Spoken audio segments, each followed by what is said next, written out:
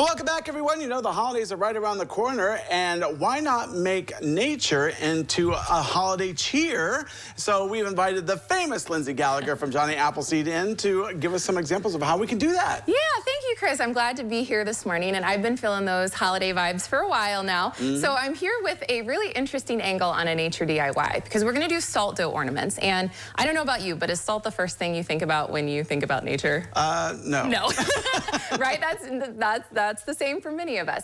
But salt, rocks, minerals, all those other non-living things in our environment, they're often overlooked. They're kind of ordinary. Maybe they're fairly common. We got lots of gravel and limestone here in Lima. But the geology of those rocks and minerals is actually really cool. So we'll get to salt dough in a moment, but I want to talk about rocks and minerals a little bit, because that geology is often overlooked.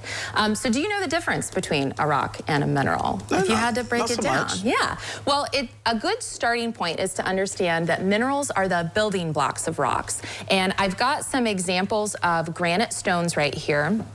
And you can see there are different colors, there are different flecks, different grains, and that's because it is made up of different minerals like mica, feldspar, or quartz. So when two or more minerals come together under intense heat, pressure, or a combination of both, like this volcanic rock here, it's an igneous rock, you make a rock. Now, if we are going to think of what's the definition of a mineral, then that's a little more complicated. We use a checklist to kind of determine that.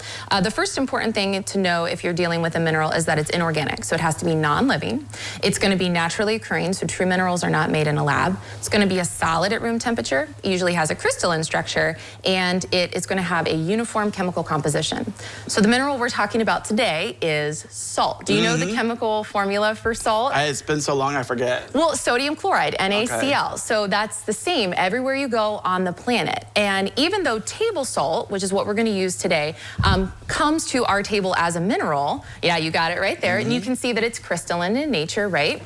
It starts out as a rock. So I've got a bag of rock salt here. This is the same stuff we're using to salt our roadways right now, used as a water softener. Then I also have some small chunks of a more pure rock salt here. And rock salt is technically a rock because it's got trace minerals in it. So things like potassium, magnesium, maybe even some iron.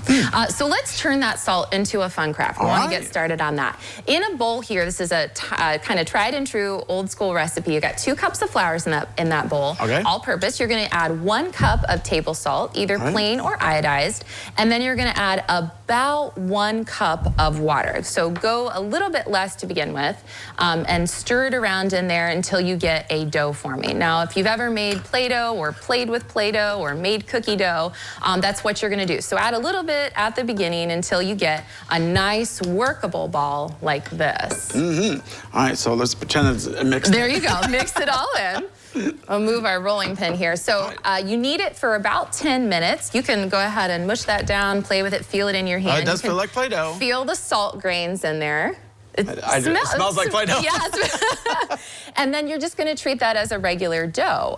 So you can use your hands to flatten it out. You got a rolling pin, and then you're going to get ready to use all of your different holiday shapes to cut out your ornaments. Now you want to make sure that you leave a hole to have a hanger, so a straw makes a good cutout for the hole there. And then you want to make sure that you're going to bake them. And it's more like a dehydrating process. So you set your oven really, really low to about 200 or 250, and they're going to dry out for 2 to 2.5 hours. Let them cool completely.